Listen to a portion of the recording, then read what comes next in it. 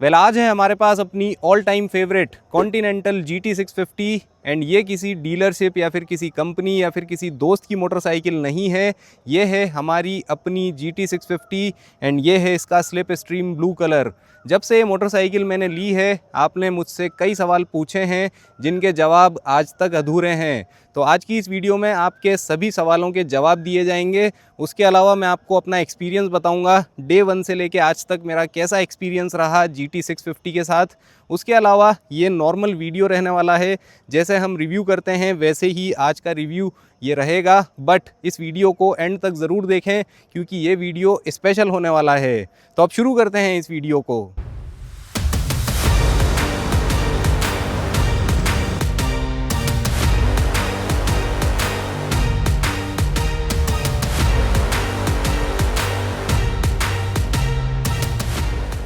तो शुरू करते हैं सबसे पहले सवाल से जिस पे आप लोगों ने सबसे ज़्यादा ज़ोर दिया है। वो है कि मैंने कॉन्टिनेंटल GT650 कब परचेज़ करी थी और क्या प्राइस पे मुझे ये मिली थी ऑन रोड। तो मैं आपको बताता हूँ 20 सितंबर 2025 को मैंने कॉन्टिनेंटल GT650 परचेज़ करी थी, मतलब GST 2.0 अप्लाई होने से 2 दिन पहले।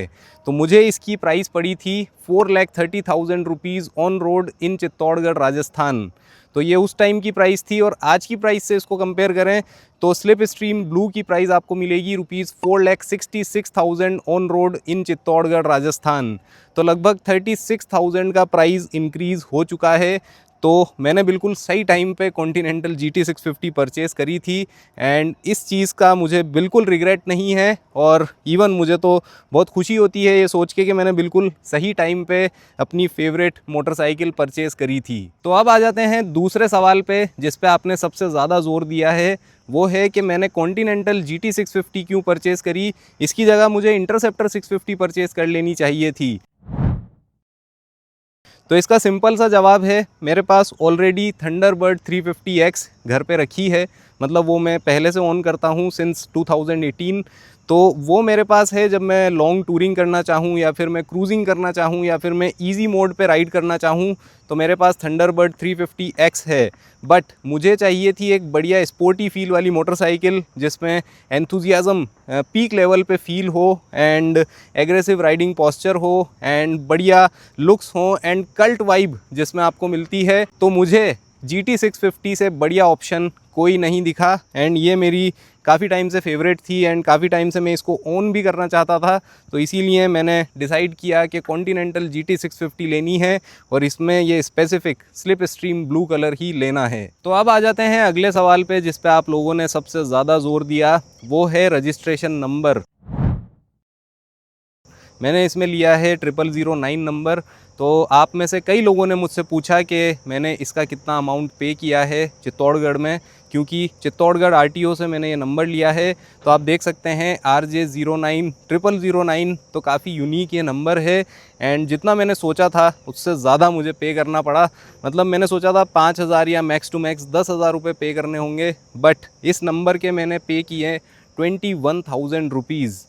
तो ये इसकी कॉस्ट है, बट ये काफ़ी बढ़िया लगता है। अगर आपको बिल्कुल अपनी आइडेंटिटी यूनिक रखनी है और ऐसी कोई बाइक आप ले रहे हैं जो अपने आप में यूनिक है तो आप ऐसे नंबर कंसीडर कर सकते हैं।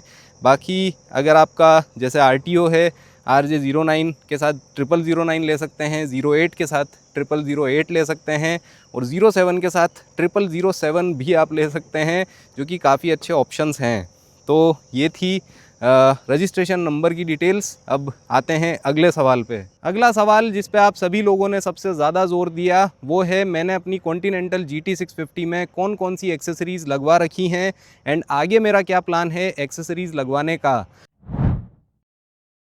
तो मैं आपको इसके बारे में डिटेल में बताऊंगा, बट मैं आपको रिकमेंड करूंगा आप अगर कॉन्टिनेंटल GT650 ले रहे हैं या फिर आपके पास है तो आप जेन्युइन एक्सेसरीज़ लगवाइए। काफ़ी अच्छी फिट एंड फिनिश आपको मिलेगी एंड जो डिटेलिंग का गेम है वो लेवल अप हो जाएगा, क्योंकि इससे आपको जो डिटेलिंग मिलने वाली है वो काफ़ी एनहांस होके मिलेगी एंड मोटरसाइकिल स्टॉक लगेगी बट बिल्कुल डिफरेंट फील होगी। अगर कोई देखेगा तो उसको ऐसा लगेगा कि हाँ यार थोड़ा सा कुछ डिफरेंट फील हो रहा है एंड मोटरसाइकिल बढ़िया लग रही है। तो यही फ़ायदा है जेन्युइन एक्सेसरीज़ लगवाने का। एंड अब आ जाते हैं हम अपने ओरिजिनल, मतलब जो हमारा रेगुलर अंदाज़ है उस पे आ जाते हैं।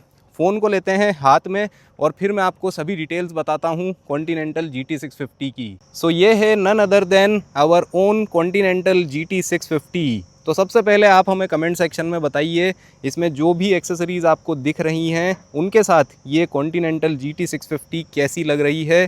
आप रेट कर सकते हैं आउट ऑफ 10 या फिर आप सिंपल कमेंट कर सकते हैं और बता सकते हैं कैसी लग रही है ये मोटरसाइकिल।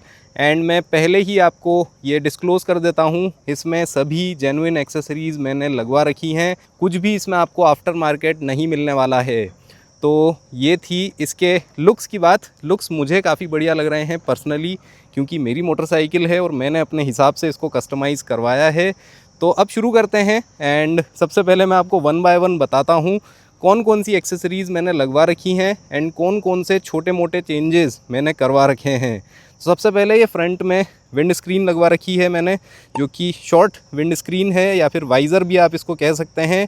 इन सभी की प्राइजेज़ मैं आपको स्क्रीन पे दिखा दूंगा, क्या प्राइसिंग की आपको ये जेन्युइन एक्सेसरीज़ मिलने वाली हैं। तो ये मुझे काफ़ी बढ़िया लगी थी। इससे जो फ्रंट की फिनिशिंग है वो काफ़ी बढ़िया लगती है एंड मोटरसाइकिल और ज़्यादा स्पोर्टियर लगती है। तो यहाँ पे ये 09 मैंने लिखवाया था क्योंकि अपने नंबर हैं 0009, तो यहाँ पे मैंने ये 09 रेडियम से लिखवाया है और ये पहली एक्सेसरी मैंने इसमें लगवाई है। दूसरा यहाँ पे मैंने चेंज करवाया है, इसका मडगार्ड आता है white as a standard, but मैंने इसको ब्लैक करवाया है क्योंकि इसमें एक बड़ा मॉडिफिकेशन हम करवाने वाले हैं, तो स्टे ट्यून्ड फॉर दैट। उसके बाद अगली एक्सेसरी आ जाती है ये रेडिएटर गार्ड या फिर ये ऑयल कूलर गार्ड आप कह सकते हैं। तो ये भी मैंने लगवाया था क्योंकि काफ़ी बढ़िया लगता है एंड इस छोटे से गार्ड से आपके ऑयल कूलर का लुक काफ़ी बढ़िया हो जाता है। तो ये मस्ट हैव एक्सेसरी है एंड मैं आपको रिकमेंड करूँगा अगर आप कॉन्टिनेंटल GT650 ले रहे हैं तो इस एक्सेसरी को ज़रूर लगवाएं। अब आ जाते हैं अगली एक्सेसरी पे, जो कि है सम्प गार्ड, जो कि आपके इंजन को प्रोटेक्शन देता है। आप कहीं ऑफ रोडिंग कर रहे हैं या फिर ख़राब रास्ते से निकल रहे हैं तो पत्थर वत्थर उड़ के आ सकते हैं एंड आपके इंजन को डैमेज कर सकते हैं। तो ये काफ़ी यूज़फुल एक्सेसरी है एंड ये आपको मेटल का मिलता है, तो बढ़िया rugged and strong build quality आपको इसकी मिलती है। तो ये आप लगवा सकते हैं आपके इंजन की प्रोटेक्शन के लिए। अब आ जाते हैं अगेन एक और इंजन गार्ड पे। तो काफ़ी लोग इसको इंजन गार्ड बोलते हैं, काफ़ी लोग इसको लेग गार्ड बोलते हैं, बट ये है प्रॉपरली इंजन गार्ड एंड ये भी रॉयल एनफील्ड की जेन्युइन एक्सेसरी है एंड मुझे पर्सनली ये काफ़ी बढ़िया लगा। इसका जो लुक है, इसका जो डिज़ाइन है एंड मोटरसाइकिल पे बिल्कुल परफेक्टली सूट होता है। तो ये मैं रिकमेंड करूँगा। क्रैश गार्ड और ये सब लगवाने की जगह आप ये वाला इंजन गार्ड लगवाइए, आपकी गाड़ी पे 4 चांद लग जाएंगे और ऐसा कहीं आपको कुछ ऑड फील नहीं होगा इस इंजन गार्ड से। तो ये थी अगली accessory. Now coming to another accessory, जो कि हैं ये बार एंड मिरर्स। ये वाले बार एंड मिरर्स अब डिसकंटिन्यू हो गए हैं, बट जो नए वाले हैं वो भी काफ़ी बढ़िया हैं, वो आप लगवा सकते हैं। मुझे पर्सनली ये वाले काफ़ी बढ़िया लगते थे, तो मैंने इनको ढूंढ के निकाला और लगवाया अपनी कॉन्टिनेंटल GT650 में एंड काफ़ी लंबी राइड्स मैंने कर ली हैं इन बार एंड मिरर्स के साथ। हाईवे पे या फिर कहीं पे विजिबिलिटी की कोई दिक्कत नहीं है और ये बिल्कुल स्टैंड स्टिल रहते हैं। तो ये मैं आपको रिकमेंड करूँगा कि जेन्युइन बार एंड मिरर्स यूज़ करिए अगर आप सेफली राइड करना चाहते हैं हाईवे पे। तो ये थी इसकी बात। उसके अलावा मैंने इस पे टैंक पे एंड साइड पैनल पे PPF करवा रखा है। तो ओवरऑल काफ़ी अच्छे रिज़ल्ट हैं इस PPF के एंड ब्लैक कलर काफ़ी एनहांस होके आता है अगर आप इस पे PPF करवा लेते हैं। तो ये एक और मैंने छोटा सा काम करवाया था, तो वो मैंने आपको बता दिया है। उसके बाद मैंने पीछे वाला मडगार्ड भी ब्लैक करवाया है फॉर द मॉडिफिकेशन जो आने वाला है अपकमिंग। उसके बाद ये मैंने सीट लगवा रखी है जो कि टूरिंग सीट है, जो कि सिंगल सीट है। एज ए स्टैंडर्ड पूरी लंबी सीट आती है, बट उसमें मुझे उतना कंफर्ट फ़ील नहीं हुआ था जितना कंफर्ट मुझे इसमें फ़ील हुआ। तो इसीलिए मैंने ये सीट ऑर्डर करी और साथ में ये काउल भी ऑर्डर किया। तो ये जो सेटअप है काफ़ी बढ़िया लगता है, सिंपल एंड नो नॉनसेंस, यहाँ पे कोई भी एलिमेंट फ़ील होता है। तो बढ़िया लगती है motorcycle with the genuine accessories. तो ये थी सभी एक्सेसरीज़ की बात एंड अब मैं आपको शेयर करता हूँ मेरा एक्सपीरियंस डे 1 से कैसा एक्सपीरियंस रहा कॉन्टिनेंटल GT650 के साथ। तो थोड़ी बहुत बात हम यहाँ करेंगे, थोड़ी बहुत बात करेंगे इसको राइड करते टाइम। तो आज एक छोटा सा राइड रिव्यू भी हम करेंगे हमारी कॉन्टिनेंटल GT 650 का। तो अब बात करते हैं एक्सपीरियंस के बारे में, डे 1 से कैसा एक्सपीरियंस रहा। तो भाई ये है मेरी फेवरेट मोटरसाइकिल कॉन्टिनेंटल GT 650। तो चाहे डे 1 हो या फिर आज का दिन हो, ऐसा कभी फील नहीं हुआ कि कोई सी भी चीज़ से या फिर कोई से भी एलिमेंट से कोई दिक्कत हो रही हो। आखिर अपनी फेवरेट मोटरसाइकिल जो ठहरी, फिर भी इसकी जो राइडिंग पोस्चर है, राइडिंग पोजीशन है, वो काफ़ी एग्रेसिव है। तो सीटिंग में थोड़ी सी दिक्कत होती है। लंबी राइड अगर आप करते हैं एंड कंटिन्यूस हो 150 किलोमीटर अगर आप इसको चलाते हैं तो थोड़ा दर्द फील होता है।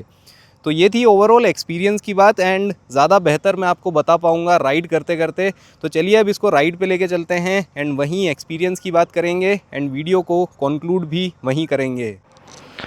सो here we are, now let's go for the ride. And एक बार ऐसे निहार लीजिए हमारी कॉन्टिनेंटल GT 650 को एंड ग्लव्स पहन लेते हैं, उसके बाद चलते हैं राइड पे लेके। बड़ा मज़ा आता है इसको राइड करने में।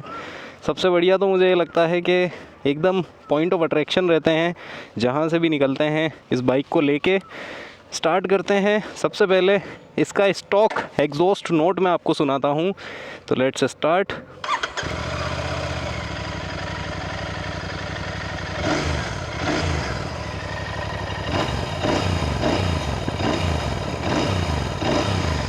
तो कुछ इस तरह का एग्जॉस्ट नोट है अपनी कॉन्टिनेंटल GT 650 का। अब इसको चलते हैं राइड पे लेके।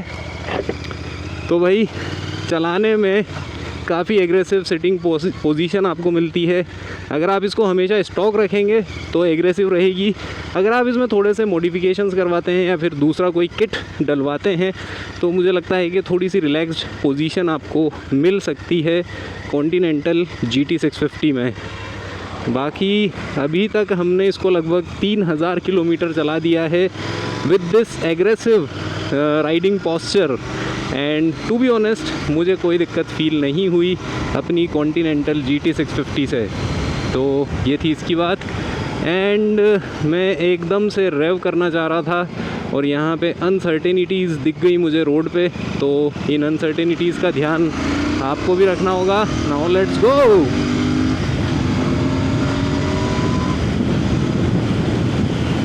वैसे अर्बन एरिया स्टार्ट हो गया है तो ज़्यादा तेज़ नहीं चला सकते हैं, बट स्टिल जहाँ तक चला सकते हैं वहाँ तक चलाते हैं।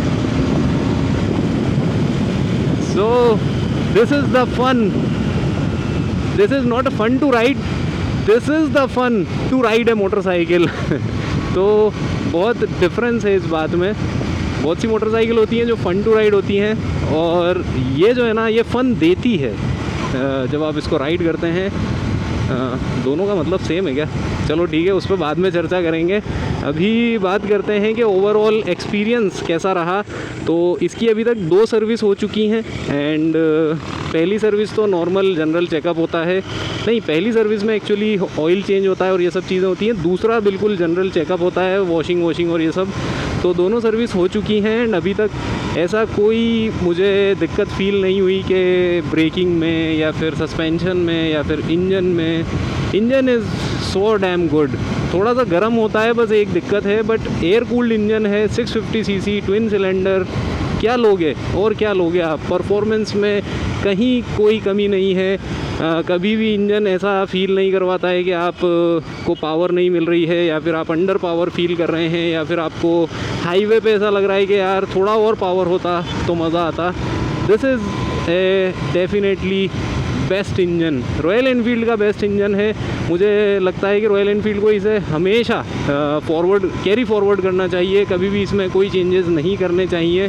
अभी चाहे आने वाले टाइम में 750 रीबोर करके आ रहा हो, वो भी मुझे लगता है कि थोड़ा दिक्कत दे सकता है, but this 650 parallel twin engine is simply the best. तो ये सब चीज़ें हैं। और सिटिंग पोजीशन की अगर बात करें तो अगर आप ये ट्यूरिंग सीट लगवाते हैं, सिंगल ट्यूरिंग सीट, तो ये आपको ज़्यादा कंफर्ट प्रोवाइड करेगी। बट इसमें एक ड्रॉबैक यही है कि आप पिलियन को नहीं बिठा सकते हैं। बाकी अगर आप सिंगल राइड करना पसंद करते हैं तो this is the best setup you can have. उसके अलावा बार एंड बिल्कुल बढ़िया विजिबिलिटी देते हैं, कोई दिक्कत नहीं है। ग्रिपिंग बढ़िया है। क्लच मुझे अभी तक जितनी भी 650 मैंने चलाई हैं किसी में भी स्लिपर क्लच आता नहीं है, बट इस GT 650 का मुझे क्लच सबसे लाइट फील हुआ, ये भी एक और अच्छी बात है। तो ये हो गई इसकी बात। एंड काफ़ी लोग मुझसे ये चीज़ भी बोलते हैं कि ब्रेक पैड जो हैं वो बहुत जल्दी घिस जाते हैं 650s में और ये सब। तो अभी मैं उसी चीज़ पे नोटिस कर रहा हूँ कि आने वाले टाइम में देखते हैं कितने किलोमीटर पे हमारे ब्रेक पैड ख़राब होते हैं, तब हम उनका रिव्यू करेंगे कि भाई ब्रेक पैड का क्या मसला है। और हमारे पीछे मस्ट भी क्रेटा है जो कि बढ़िया हॉन्किंग कर रहे हैं। हॉन्क हॉन्क, जल्दी निकलो आगे भाई, सरकारी बस से आगे निकलना पड़ेगा। ओके, तो हम आगे निकल चुके हैं। एंड सिटी में भी राइड करने में ऐसा मतलब ज़्यादा ट्रैफिक नहीं होगा ना तो कोई दिक्कत नहीं है, बट ज़्यादा ट्रैफिक में आप थोड़े से झिल सकते हो, झिलावट फील होगी, क्योंकि ये मोटरसाइकिल बनी नहीं है ट्रैफिक में चलने के लिए। आपको आराम से प्यार से खुली सड़कों पे, हाईवे पे और शहर की भी खाली सड़कें हों, जब रात का टाइम हो, जब आप इसको लेके निकलो तो वहाँ ज़्यादा मज़ा आएगा। तो ये ओवरऑल एक्सपीरियंस था मेरा। और इसके जो सेंट्यूरो वर्डिस्टीन टायर्स हैं वो मुझे काफ़ी बढ़िया लगे, क्योंकि उनकी ग्रिपिंग काफ़ी अच्छी है और जो वो उनकी ग्रूव्स दे रखे हैं पानी को चीर के निकलने वाले, वो भी काफ़ी बढ़िया हैं। और मैंने स्पेसिफ़िकली ये स्लिप स्ट्रीम ब्लू सिर्फ एलॉय व्हील्स मुझे चाहिए थे, इसीलिए मैंने लिया था। तो मुझे उसका भी फ़ायदा फ़ील होता है कि वॉबल और ये सब चीज़ों में इतनी दिक्कत नहीं है जितनी स्पोक रिम में होती है। तो ये भी एक बढ़िया प्लस पॉइंट है ऑफ द एलॉय व्हील्स। तो ये थी ओवरऑल एक्सपीरियंस की बात। एंड एक बात मैं आपसे डिस्कस करना भूल गया था, वो है फ्यूचर मॉडिफिकेशंस क्या करवाने वाले हैं हम इसमें। तो वो काफ़ी लंबी लिस्ट है। सबसे पहले एग्जॉस्ट, फिर उसके बाद air filter, spark plugs and मौका पड़ा तो ट्यूनिंग भी कराएंगे। जो भी बढ़िया कोड 6 या फिर जो भी ट्यूनिंग हमें मिलेगी नियर बाय चित्तौड़गढ़ से आसपास, जो भी जहाँ भी मिलेगा तो वहाँ से ट्यूनिंग करवाएंगे। और उसके अलावा जो मेरा अल्टीमेट गोल है ना, वो है इसमें फेयरिंग लगाना। मतलब जो इसका GT कप वाला वर्ज़न है वैसा ही कुछ इसको बनाना। मतलब उसमें तो हेडलाइट नहीं होती है, बट ये हेडलाइट के साथ वैसी कुछ लगे। तो ये मेरा फ्यूचर गोल है, कॉन्टिनेंटल GT 650 को मैं वैसा बनाना चाहता हूँ। तो आप बने रहिए। ये एक वीडियो था जो काफ़ी टाइम से पेंडिंग था, इसलिए इतना लंबा हो गया है। बाकी अगर मैं इसको चाहता तो बहुत छोटे से टुकड़े टुकड़े करके बनाता तो आप बहुत जल्दी फ्री हो जाते। आगे से जो भी मॉडिफिकेशन होंगे, जो भी चेंजेस होंगे, उनका हम सेपरेट वीडियो बनाएंगे। तो ज़्यादा से ज़्यादा 5 मिनट का एक वीडियो बनेगा और उसमें ज़्यादा मज़ा आएगा। तो ये थी ओवरऑल आज के इस वीडियो की बात अबाउट आवर कॉन्टिनेंटल GT 650। तो उम्मीद करता हूँ आज का ये वीडियो आपको अच्छा लगा होगा। अच्छा लगा हो तो प्लीज़ हमारे चैनल को सब्सक्राइब करें and press the little bell icon to stay notified always. मिलते हैं अगले वीडियो में। Thanks a lot for watching guys.